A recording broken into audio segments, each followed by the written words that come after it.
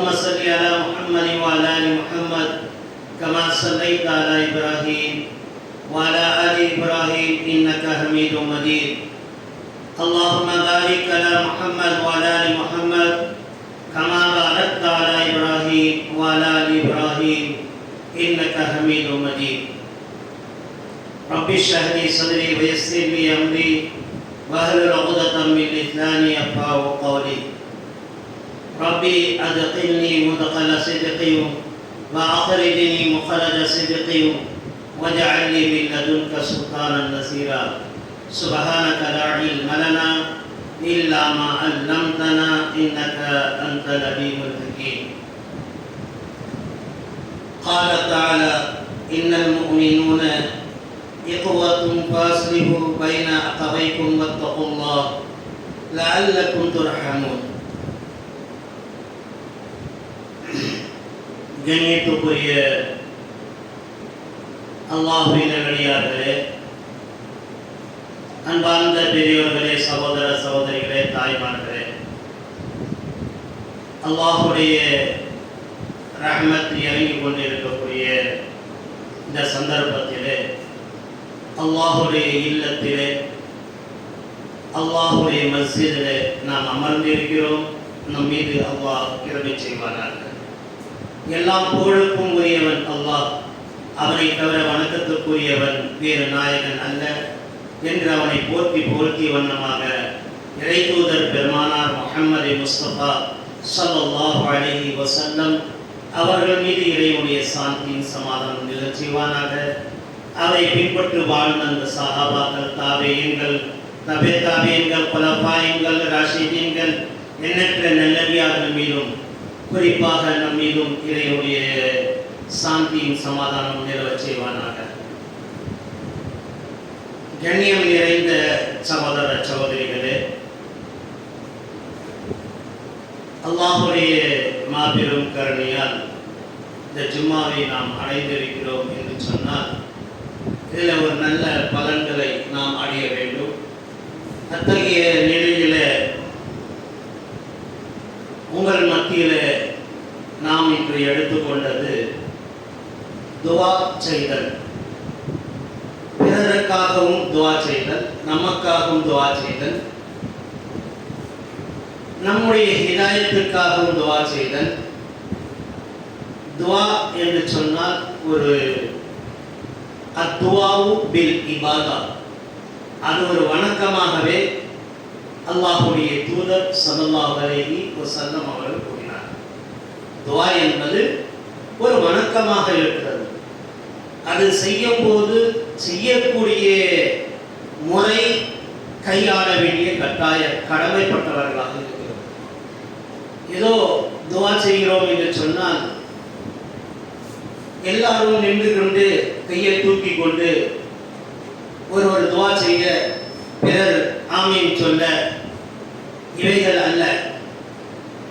அல்லாஹ்வுடைய திருவசனங்கள் கூறுகிறது, உதுஉ ரப்பக்கும் ததர்ரஉ குஃபியா, நீங்கள் துஆ செய்யுங்கள், இறைவனை அஞ்சியவர்களாக துஆ செய்யுங்கள். என்னுடைய ரஹ்மான் தான் எனக்கு தருகிறான், என் ரஹ்மானை கொண்டுதான், என்னுடைய இறைவனை கொண்டுதான், என்னுடைய அல்லாஹ்வை கொண்டுதான் நான் வாழுகிறேன். அவன்தான் எனக்கு வாழ்க்கை தந்தவன், அவனிடத்தில் நான் கேட்கிறேன். அல்லாஹ் எத்தகையவன் என்றால் அல்லாஹு ஸமது, அவன் தேவை ஏற்றவனாக இருக்கிறான், நாம் தேவை உடையவர்களாக இருக்கிறோம் என்ற ஒரு கருத்திலே துஆ செய்ய வேண்டும். அதே நேரத்தில் துஆவுடைய இரண்டாவது ஒரு ஷர்த்து குர்ஆனிலே அல்லாஹ் சொல்லி காட்டுகிறார். துஆ செய்யும் போது இறைவனை அஞ்சுவது ஒன்று, இரண்டாவது மறைமுகமாக செய்வது இரண்டாவது. அல்லாஹ் உதுஉ ரப்பக்கும் ததர்ரஉ குஃபியா, ததர்ரஉ அதாவது மறைமுகமாக செய்வது, பிறர்கள் பார்க்க வேண்டும் என்ற நோக்கத்தோடு நம்முடைய துஆ இருக்கக்கூடாது. அந்த சஹாபாக்கள் இரவு நேரங்களிலே எழுந்து துஆ செய்வார்கள், இருட்டிலே துஆ செய்வார்கள், தன்னுடைய ரப்பிடத்திலே அழுது துஆ செய்வார்கள்.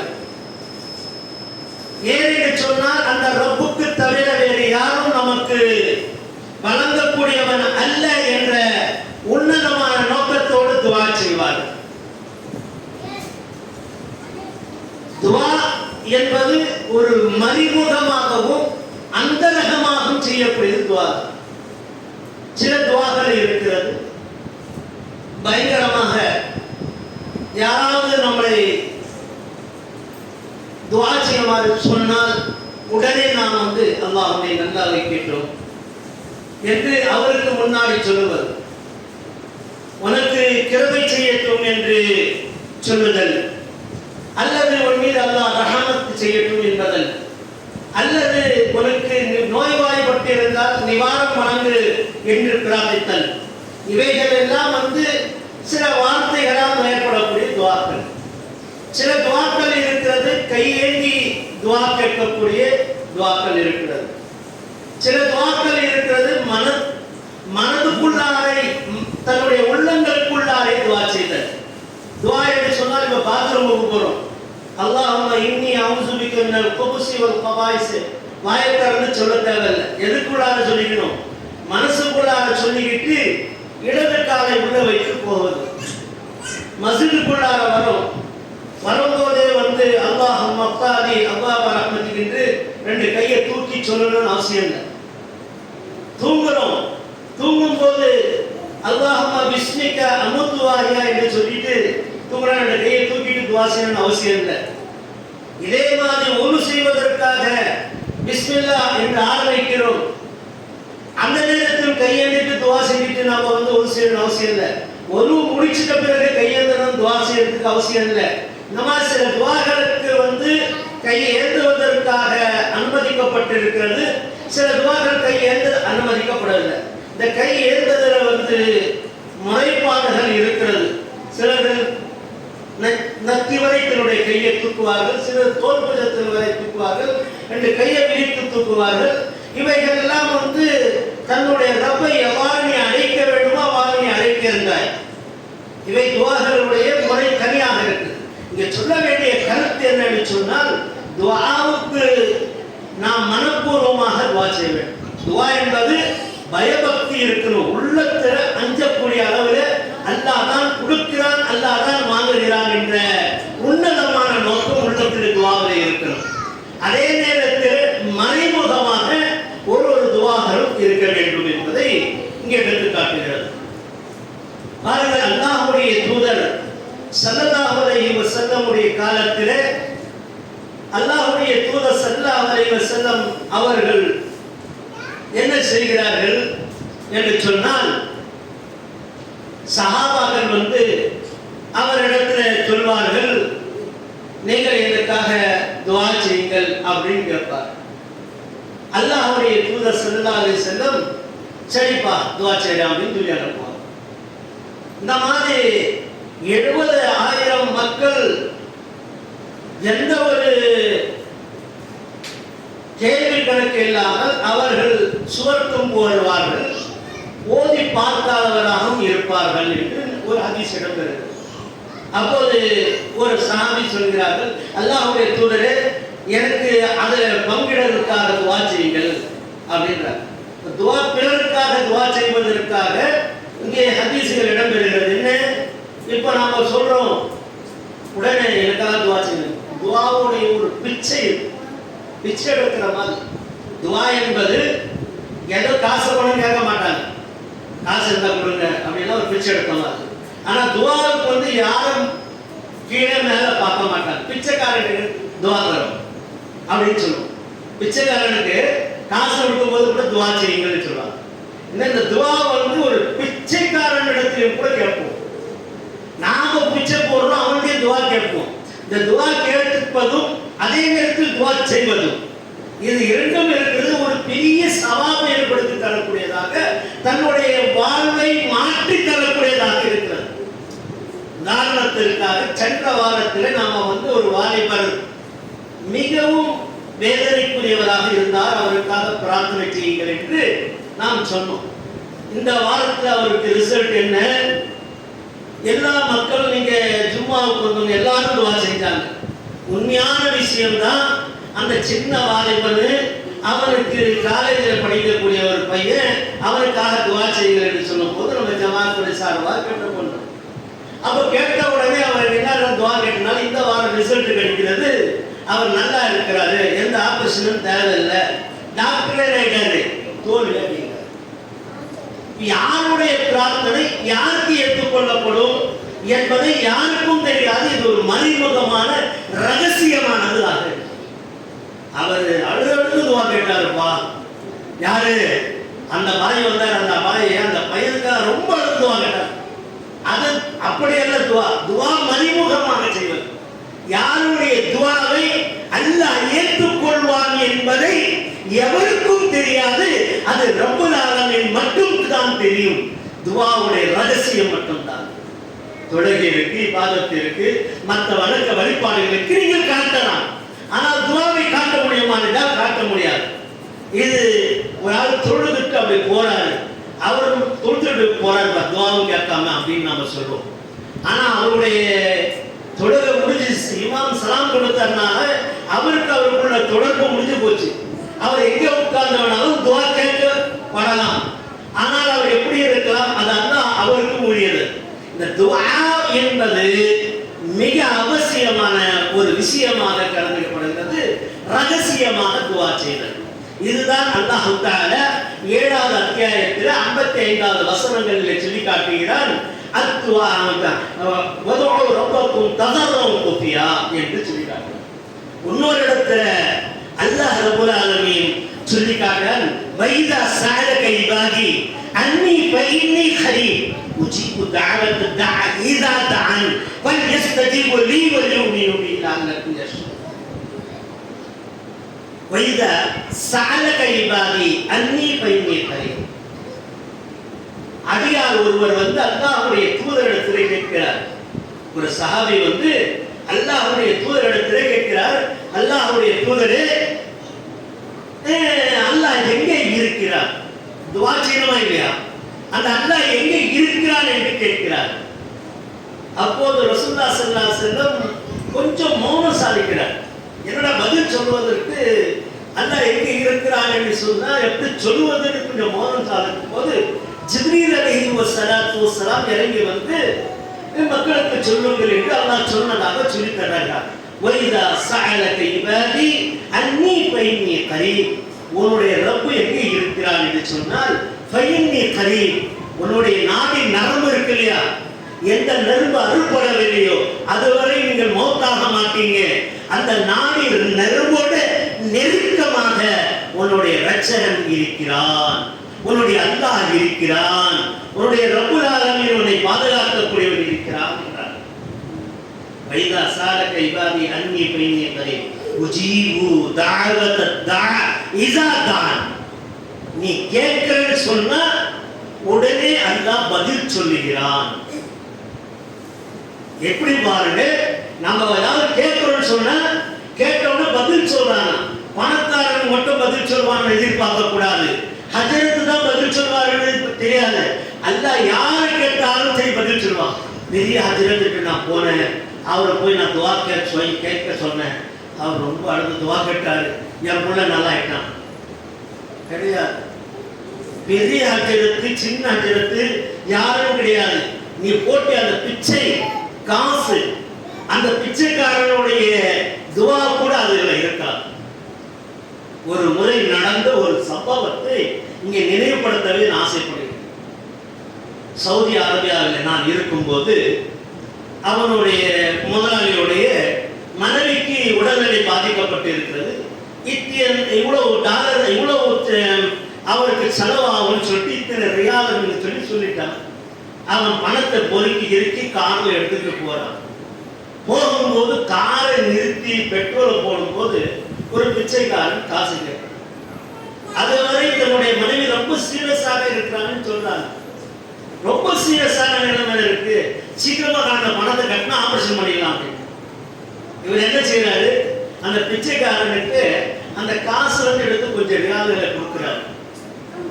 கொடுத்துட்டு இவர் போறாரு. ஆஸ்பத்திரி போய் சேர்றதுக்குள்ளாரே நல்ல செய்தி கிடைக்கிறது, உங்க மனைவி நல்ல நிலைக்கு மாறிக்கிட்டு வராங்க. இது எங்கிருந்து கிடைச்சது? ஒரு பிச்சைக்காரனுடைய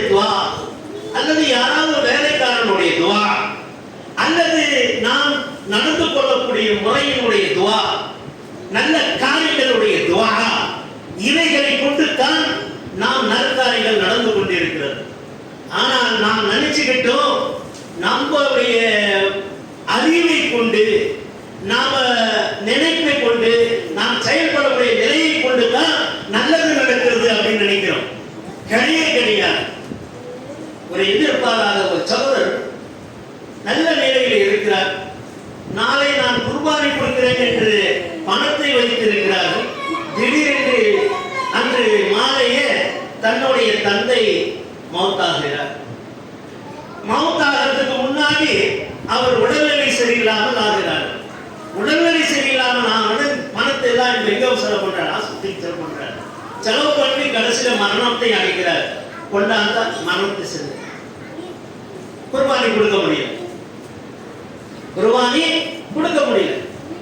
இவைகளெல்லாம் எதையும் நாம் நம்முடைய அறிவை கொண்டு சாதிக்க முடியாது, நம்முடைய உடலை கொண்டு சாதிக்க முடியாது, நம்முடைய பணத்தை கொண்டு நாம் சாதிக்க முடியாது.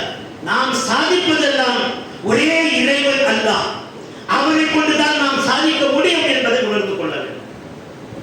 முதல் சாதிப்பு துஆவை கொண்டுதான் சாதிக்கணும். அதே நேரத்தில் நமக்கு மட்டும் துஆ கேட்டுக் கொள்வதோடு சிறந்தது லா யர்ஹமுல்லாஹு மன் லா யர்ஹமுன் நாஸ்.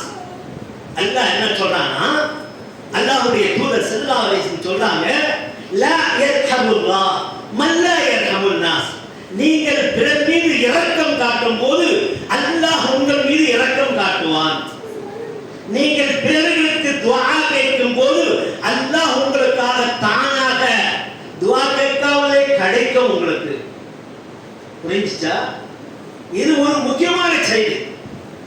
பிறர் மீது நாம் இரக்கம் காட்டும் போது, ஒரு ஆள் சொல்கிறார், எனக்கு மஜ்பூரி தாங்க முடியல, எனக்கு ஒரு 50,000 ரூபாய் அல்லது 20,000 ரூபாய் 30,000 ரூபாய் இருந்துச்சுன்னா என்னுடைய கஷ்டத்தை தீர்ந்துடும், நம்மளால கொடுக்க முடியல, அட்லீஸ்ட் நாம என்ன செய்யறோம், அல்லாஹ் இவருக்காக கொடுப்பானாக, அல்லாஹ் இவருக்காக உதவி செய்வானாக என்று நாம் பிரார்த்திக்கின்ற போது அல்லாஹ் ரப்பல் ஆலமீன் அந்த அவனுக்கு 20 அல்லது 30 50 கிடைக்க வேண்டிய பொருளை நமக்கு டபுளாக கொடுக்க தயாராக அல்லாஹ் இருக்கிறான்.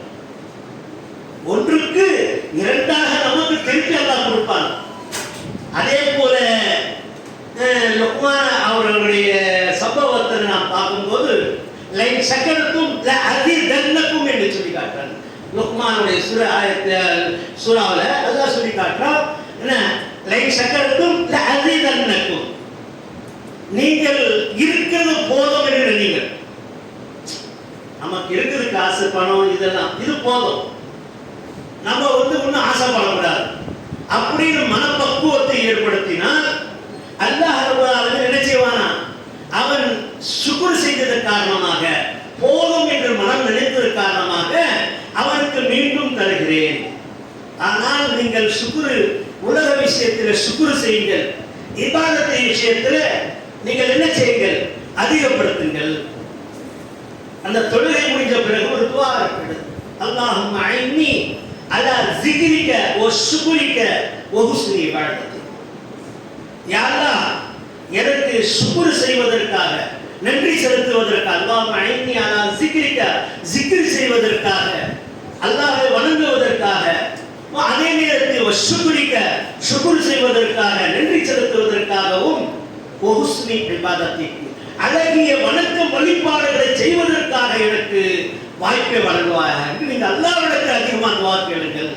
இருக்கிறது போதும் என்று.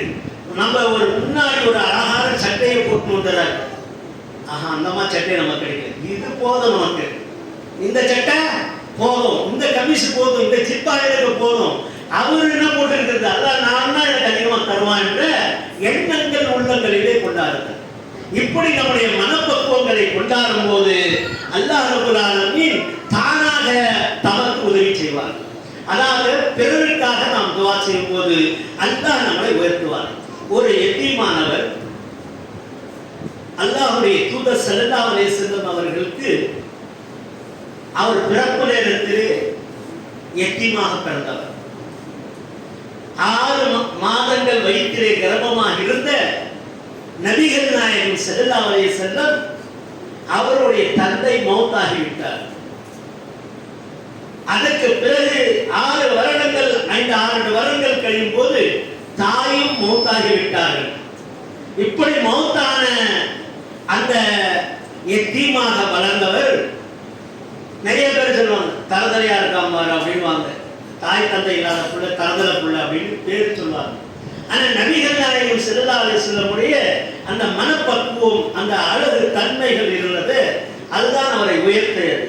அவர் வளர வளர அவர் உண்மையான நிலைக்கு இருந்தது. கதீஜா ரலியல்லாஹு அன்ஹா ஒரு சீமாட்டி, வயசு முதிர்ந்தவராக இருந்தாலும் பணத்திலே செல்வாக்கிலே உயர்ந்தவர்களை திருமணம் செய்து வைக்கிறாங்க. ஒரு எத்தீமானவர் 40 வயது 25 வயதிலே நபிகள் நாயகம் ஸல்லல்லாஹு அலைஹி வஸல்லம் திருமணம் செய்கிறார்கள்.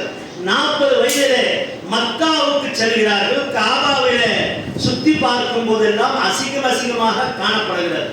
காபாவுக்குள்ளார எல்லாம் பார்க்கும்போது அவர்கள் இறைவனை அடைவதற்காக துணியெல்லாம் அவுத்து போட்டு, சட்டையும் இல்லை, கையும் இல்லை, எதுவுமே இல்லை, ஆணுவாரை சுத்தி வர மாதிரி காபாவை சுத்தி வந்துருக்கிறாங்க.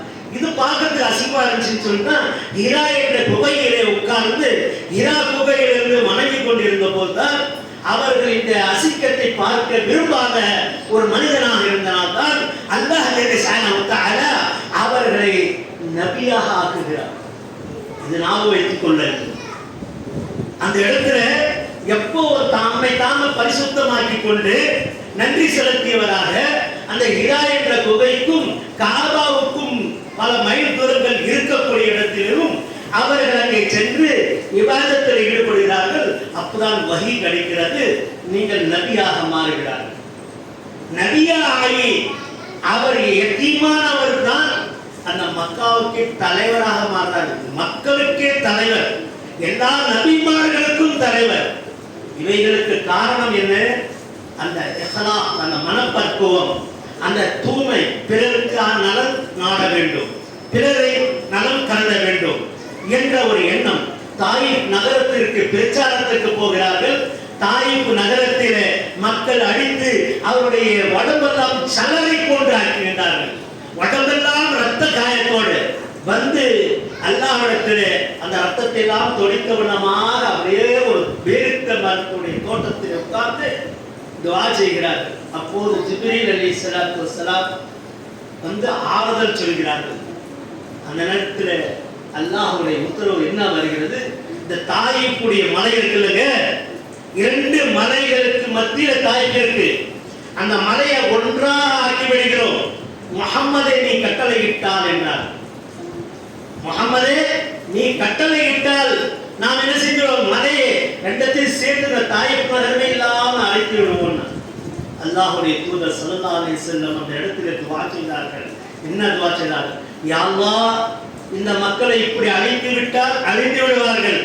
ஆனால் இவர் அல்ல, இவருடைய பிற்காலத்தில் வரக்கூடிய முஸ்லிம்கள், இவர் காலத்துடைய பிற முஸ்லிம்கள் இருக்கிறார்களே, அவர்கள் முஸ்லிம் ஆகிவிடுவார்கள். இவருக்கு பின்னாடி வரக்கூடிய சந்ததி அவர் முஸ்லிம் ஆகிவிடுவார்கள். அதே போல் இன்னைக்கு தாயிப் ஒரு மக்காவுக்கு எல்லையாக இருக்கிறது. உம்ரா செய்பவர்களுக்கு, ஹாஜிகளுக்கு எல்லாம் ஒரு எல்லையாக இருக்கிறது.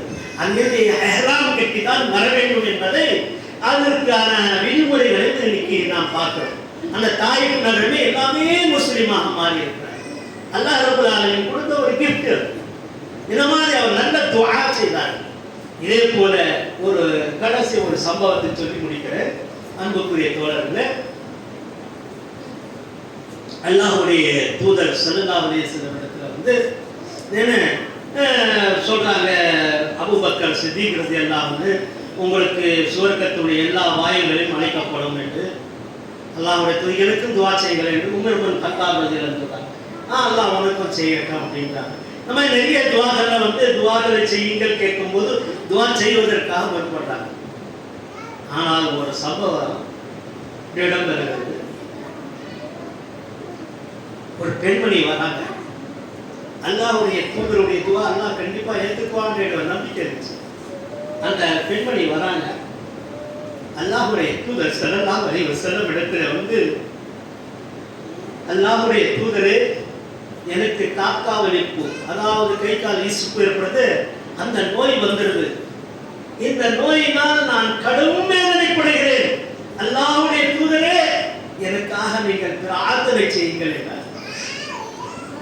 அல்லாஹ்வுடைய தூதர் ஸல்லல்லாஹு அலைஹி வஸல்லம் அவர்கள் அழுது விடுகிறார். அந்த நோய் ஒரு கடுமையான நோய். நீங்க பாக்குறீங்க, யாருக்காவது இஸ்போல விழுந்துட்டாங்கனாக்கா தாங்க முடியாம ஒரு துணியை அவங்க காண முடியாத அளவுக்கு இருக்கும். இரும்புலாம் கையில கொடுப்பாங்க, அப்படி கொஞ்ச நேரம் பிடிச்சாக்கா அப்படி எல்லாம் வந்துடும் அப்படின்னு. அது ஒரு நோய். இந்த நோய் எனக்கு இருக்குது யார சொல்லலாம் என்று சொல்றார். இதற்காக எனக்கு பிரார்த்தனை செய்யுங்க. அல்லாஹ்வுடைய தூதர் ஸல்லல்லாஹு அலைஹி வஸல்லம் அவர்கள் சொன்னார்கள், இதற்காக நான் பிரார்த்தனை செய்வேன், இந்த நோய் உனக்கு குணமடைந்து விடும், இந்த நோய் உனக்கு குணமடைந்து விடும். ஆனால் சொர்க்கம் வேணுமா குணம் வேணுமா? இந்த நோயினால் உனக்கு சொர்க்கம் இருக்கிறது என்றார்கள் ரசூலுல்லாஹி ஸல்லல்லாஹு அலைஹி வஸல்லம். அல்லாஹ் அக்பர். அந்த அம்மா என்ன பதில் சொல்லியிருப்பாங்க? நாம இருக்கிறோம், இந்த நோய் இருக்கிறது, அல்லாஹ் என்ன குணப்படுத்துது, சுவர்க்கமும் வேணும்னு கேட்போம். ரெண்டு ஆசைப்படுவோம், குணமும் வேணும் சுவர்க்கமும் வேணும் என்று கேட்பார். ஆனா அந்த அம்மையார் சொன்னாங்க, அல்லாஹ்வுடைய தூதரே, இந்த நோய் இருக்கட்டும், எனக்கு சுவர்க்கம் எனக்கு வேணும். எனக்கு என்ன வேணும்? சுவர்க்கம் வேணும் யா ரசூலுல்லாஹ், அந்த ஜன்னத் வேணும் யா ரசூலுல்லாஹ். இந்த நோயினால் நான் கவலைப்படல, எனக்கு சுவர்க்கம் தான் எனக்கு கவலை, சொர்க்கத்தை வேணும் யா ரசூலுல்லாஹ். ஏன் ஒரு துஆ கேட்கிறேன் யா ரசூலுல்லாஹ்? அல்லாஹ்வுடைய தூதரே, எனக்கு இந்த காக்கா இஸ்பு வலி வரும்போதெல்லாம் துணி விலகி விடுகிறது, என்னுடைய மர்மஸ்தானத்தை மக்கள் பார்த்து விடுகிறார்கள் யா ரசூலுல்லாஹ். அந்த மர்மஸ்தானத்தை பார்க்காத அளவுக்கு துணி விலகாம இருப்பதற்கு எனக்கு துஆ செய்யுங்க யா ரசூலுல்லாஹ் என்று நம்ம யார் கேட்க அல்லாஹ்வுடைய தூதர் விழுந்து கொண்டு துஆ கேட்கிறார்கள். உனக்கு இதுக்கு மேல் துணி அசையாது செல் என்றார்கள். அல்லாஹ் சுப்ஹானஹு வ தஆலா இடத்தில் அவர் அந்த பெண்மணி ஆசைப்பட்டது என்ன? சுவர்க்கம். சுவர்க்கத்தை ஆசைப்பட்டார்கள். சகோதரர்களே, இதை நினைத்து பார்க்க வேண்டும். இந்த உலகத்திலே பாதுகாக்க வேண்டியது எதுங்க? ரெண்டு பொருட்களை நீங்கள் பாதுகாப்புங்கள் என்றார்கள் நபிகள் நாயகம் ஸல்லல்லாஹு அலைஹி வஸல்லம். ஒன்று மர்மஸ்தானம், யாரும் பார்க்க கூடாது, உங்களுடைய ஷரங்கானை யாரும் பார்க்க கூடாது. இரண்டாவது, இந்த நாக்கை பிடிச்சி இழுத்து காட்டினாங்க ரசூலுல்லாஹ், இந்த நாக்கை பாதுகாப்புங்கள். இந்த ரெண்டத்தையும் நீங்க பாதுகாத்துட்டீங்க, உங்களுக்கு நான் சுவர்க்கத்திற்கு அங்கீகாரம் தருகிறேன் என்றார். நமக்கு தேவை என்னங்க? இந்த சுவர்க்கம். சுவர்க்கம் என்று சொன்னால் நாக்கள் பாதுகாப்பது, இதே நேரத்தில் நம்முடைய மர்மஸ்தானத்தை பாதுகாப்பது, இரண்டத்தை பாதுகாத்துக் கொள்ளுங்கள். அதே நேரத்தில் பிறருக்காக துஆ நலம் நாடுங்கள். அல்லாஹ் யர்ஹமுல்லாஹு மன் லா யர்ஹமுன் நாஸ். இன்னல் முஃமினூன இக்வத்துன் ஃபஸ்லிஹு பைன அக்வைக்கும் வத்தகுல்லாஹ லஅல்லக்கும் துர்ஹமூன். நீங்கள் ஒருவர் இன்னொருவர் பிறருக்கு மோமினாக இருக்கிறீர்கள், சகோதரராக இருக்கிறீர்கள். ஒரு மோமின் இன்னொரு மோமினுக்கு சகோதரன், நண்பன், தோழன். இந்த மாதிரி ஒரு தோழனுக்கு அவரோடு சேர்ந்து நீங்க பயந்து கொள்ளுங்க. ஒரு பிரச்சனை ஏற்படுகிறது, ஒரு சகோதரருக்கு ஒரு பிரச்சனை ஏற்படுனா நீங்கள் உங்களுடைய சகோதரன் என்ன செய்யுங்க? அன்பை நிலைநாட்டு. ஆனால் அப்படி நீங்கள் செய்கின்ற போது அல்லாஹ் உங்கள் மீது கிருபை செய்வார். இது அல்லாஹ்வுடைய திருவசனமாகும். 59வது அத்தியாயத்தில் 10வது வசனத்தை அல்லாஹ் சொல்லி காட்டுறார், நீங்கள் ஒருவருக்கு ஒரு சகோதரர்கள், எல்லாம் தாய் பிள்ளைங்க, ஆதமுடைய மக்கள் நீங்கள் எல்லாம். நீங்கள் பிறர் கஷ்டம் என்று வரும்போது நீங்கள் அவருடைய கஷ்டத்துக்கு உதவி செய்யுங்கள், அல்லாஹ் உங்களுக்கு உதவி செய்வார். இல்லை என்றால் பிரார்த்தனை செய்யுங்கள். இவைகளினால் உங்களுக்கு ஏற்படக்கூடிய நலனாக இருக்கிறது என்பதை நாம் நினைவில் வைத்துக் கொள்ள வேண்டும். அன்புக்குரிய சகோதரர்களே, இந்த மாதிரி சம்பவத்தை நிறைய சொல்லிக்கிட்டே போகலாம். ஆனா அதுக்காக ஒரு விஷயத்தை மட்டும் நாம் வச்சுக்கணும். ஒரு சஹாபியை போய் பார்க்குறாங்க ரசூலுல்லாஹ். சஹாபி படுத்து கிடக்கிறார், ரொம்ப நோயில கிடக்கிறார், ரொம்ப ரொம்ப கஷ்டத்துல இருக்கார். அல்லாஹ்வுடைய தூதர் ஸல்லல்லாஹு அலைஹி வஸல்லம் பார்த்துட்டு, ரொம்ப கஷ்டமா ரொம்ப வேதனையா இருக்குங்களே, ஆனா 5 வேளை தொழுகாரி, இபாதத்தாரி, எல்லா விதத்திலையும் அவர் வந்து அல்லாஹ்வுக்கு கட்டுப்பட்டவராக, அல்லாஹ்வுடைய தூதருக்கு நல்லா தெரியும் இந்த மனுஷன் நல்ல மனுஷன். அந்த மாதிரி இருக்கும்போது இந்த மாதிரி கஷ்டப்படுறீங்க, நீங்க என்ன துவா செய்றீங்கன்னு கேட்டார் ரசூலுல்லாஹி ஸல்லல்லாஹு அலைஹி வஸல்லம். நீங்க என்ன கேட்குறீங்க? நான் வந்து இந்த உலகத்தில் எவ்வளவு கஷ்டம் இருந்தாலும் நான் பொறுத்துக் கொள்கிறேன், மறுமையில் எனக்கு கஷ்டம் இல்லாமல் வாழ்க்கை தந்தருள்வாயாக என்று நான் பிரார்த்தனைக்கிறேன். என்ன சொல்றாங்க? இந்த உலகத்தில் கஷ்டத்தை நான் பொறுத்துக் கொள்கிறேன், மறுமையுடைய கஷ்டம் இருக்கிறது அதை எனக்கு தூரப்படுத்தணும் அப்படின்னு நான் அல்லாஹ்வுடைய தூதர் சொன்னாங்க, அப்படி நீங்க துவா கேட்காதீங்க. அப்படி நீங்க எனக்கு உலகத்துல வந்து கெட்டது நடந்தாலும் பிரச்சனை இல்லை, மறுமையில நல்லா நடக்கணும், அல்லாஹ் எனக்கு சுவர்க்கம் தான் கிடைக்கணும் அப்படின்னு நினைக்காதீங்க, ஆக்கிரத்து நல்லா இருக்கணும் ஏன்னா அப்படி நினைக்காதீங்க. எப்படி நினைக்கணும் அப்படி யார் சொன்னான்னு கேட்டாங்க. ரப்பனா ஆதினா ஃபித் துன்யா ஹஸனா, துனியாவிலும் ஹஸனாத் ஏற்படுத்து, அழகிய முன்மாதிரி ஏற்படுத்து, உலகத்திலும் அழகான ஆக்கு. ஒஃபில் ஆகிரத்தி ஹஸனா, ஆகிரத்தில் எனக்கு ஹஸனாத் ஏற்படுத்து, ஆகிரத்துடைய வாழ்க்கை நல்ல வாழ்க்கை ஏற்படுத்து. அல்லாஹ்வுடைய தூதர் ஸல்லல்லாஹு அலைஹி வஸல்லம் அவர்கள் இதை பிரார்த்தனை செய்தார். ரப்பனா ஆதினா ஃபித் துன்யா ஹஸனா வஃபில் ஆகிரத்தி ஹஸனா வகினா அஸாபன் நார். நெருப்பிலிருந்து என்னை காப்பாற்றி விடு என்று அல்லாஹ்விடத்தில் நீங்கள் பிரார்த்தனை செய்யுங்கள் என்று ரசூல் ஸல்லல்லாஹு அலைஹி வஸல்லம் குறிச்சாரு. அடுத்த கட்டமாக நபி ஆதம் அலைஹிஸ்ஸலாத்து வஸ்ஸலாம் அவர்கள் பிரார்த்தனை செய்தாங்க. எப்படி பிரார்த்தனை செய்தாங்க? ரப்பனா ஸலம்னா அன்ஃபுஸனா வ இல்லம் தஃபிர் லனா வ தர்ஹம்னா லனகூனன்ன மினல் காசிரின். என்னுடைய ரப்பே, என்னுடைய அல்லாஹ்வே, நான் வந்து என்னுடைய ஆத்மாவின் மீது, என்னுடைய நஃப்ஸ் மீது நான் வந்து ஜுல்ம் செஞ்சிட்டேன், கஷ்டப்படுத்திட்டேன், நான் தவறு செஞ்சிட்டேன். ரப்பனா ஸலம்னா அன்ஃபுஸனா வ இல்லம் தஃபிர் லனா, நீ எனக்கு அதாவது எனக்கு மன்னிக்கிறேன்னு சொன்னா, பத்தரஹம்னா நீ எனக்கு அருள் புரியலன்னு சொன்னா, பத்தரஹம்னா நான் கூட நான் ஜாலிம்களோட அநியாயக்காரரோடு ஆகிடுவேன், அல்லாஹ் நீ எனக்கு அருள் புரி என்று பிரார்த்தனை. இது ஆதம் அலைஹிஸ்ஸலாம். இன்னைக்கு காபாவிலும் கூட தவாப் செய்யும் போது ரப்பனா ஆத்தினா ஃபித் துன்யா ஹஸனா வ ஃபில் ஆகிரத்தி ஹஸனா வ கினா அஸாபன் நார் என்று தவாஃப்ல ஓதுவாங்க. ரப்பனா ஸலம்னா அன்ஃபுஸனா வ இல்லம் தஃபிர் லனா வ தர்ஹம்னா லனகூனன்ன மினல் காசிரின் என்று துஆ கேட்கிறோம். இது நமக்காக நாம் செய்யக்கூடிய துஆ. அதே நேரத்தில் பிறருக்காக நபிகள் நாயகம் ஸல்லல்லாஹு அலைஹி வஸல்லம் அழகான ஒரு துஆவை கற்றுத்தராங்க. ரசூலுல்லாஹி ஸல்லல்லாஹு அலைஹி வஸல்லம் வந்து கூப்பிடுறாங்க, வாங்க எங்க வீட்டுக்கு. ரசூலுல்லாஹ் எங்க வீட்டுக்கு வந்து போங்க ஒரு நாளைக்கு. ரசூலுல்லாஹ்வுடைய அங்க வீட்டுக்கு போறாங்க. போனா அந்த அவங்க வீட்டில் போன சாப்பாடு ஏற்பாடு செஞ்சிருக்காங்க சாப்பிட்றதுக்காக. முதல்ல எனக்கு தொழுவுக்கு இடம் காட்டுங்கன்றாங்க. ரசூலுல்லாஹி ஸல்லல்லாஹு அலைஹி வஸல்லம் வந்து தொழுவுக்கு இடம் காட்டுறாங்க. ஒரு ஓரமாக தொழுகிறாங்க. தொழுதுட்டு விருந்து கொடுத்தாரு, கூப்பிட்டாரு இல்லையா, அவர் வீட்டில் சாப்பிட்றாரு. சாப்பிட்டுட்டு வெளியே வர்றாரு. வெளியே வரும்போது குதிரையினுடைய கடிவாளத்தை பிடித்து கொண்டார் அந்த சஹாபி. அல்லாஹ்வுடைய தூதரை எங்களுக்காக துஆ செய்கிறேன். அப்படியா, உனக்கு துஆ செய்யணும். அப்ப சாப்பிட்ட பிறகு நம்ம என்ன செய்வோம்? அல்ஹம்துலில்லாஹ் இன்னது அத்தானா வஸ்தானா வஜானா முஸ்லிம். அல்லாஹும்ம அதீமன் அத்தானி வஸகீமன் வஸகானி. யா அல்லாஹ், யார் எனக்கு கொடுத்தாங்களோ சாப்பாடு அவனுக்கு நீ சாப்பாடு. அல்லாஹும்ம அதீமன் அத்தானி வஸகீமன் வஸகானி. அடுத்தபடியாக துஆ கேட்கிறார். அல்லாஹும்ம அதீமன் அத்தானி வஸகீமன். அல்லாஹும்ம பாரிக் லஹும், யா அல்லாஹ் இவருக்கு பரக்கத் செய். அல்லாஹும்ம பாரிக் லஹும் ஃபீமா ரஸக்தஹும், இவருடைய ரிஸ்கில் நீ பரக்கத் செய்வாயாக. வஃபிர் லஹும், யா அல்லாஹ் இவரை மன்னிப்பாயாக. வர்ஹம்ஹும், யா அல்லாஹ் இவருக்கு ரஹ்மத் செய்வாயாக என்று பிரார்த்தனை செய்கிறார்கள்.